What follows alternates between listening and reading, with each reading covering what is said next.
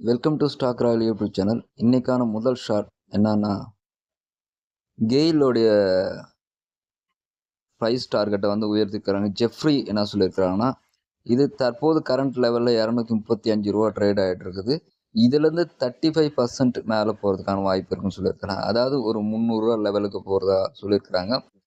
இதனால் ROC, CG, CAGR எல்லாமே ஹைக்காகிறது வாய்ப்பு இருக்குது. இதுக்கு இம்பார்ட்டன்ட் காரணம் என்ன சொல்லியிருக்காங்கன்னா, ட்ரம்ப்போடைய டேரிஃப் தான். ஏன்னா இது oil and refinery, oil and mining கம்பெனிஸ்கெல்லாம் இது ஒரு நல்ல ப்ராஃபிட்டான நியூஸ் தான். எப்போவுமே ட்ரம்ப்போடைய டேரிஃப் வந்துச்சுன்னா. அது மட்டும் இல்லாத ட்ரம்ப்போடைய டேரிஃப் ஏதோ குறைச்சிருக்கிறான்னு கேள்விப்பட்டிருக்கிறேன். அதனால் கூட இந்த டேரிஃபு இதில் ரிஃப்ளெக்ட் ஆகிருக்கலாம்.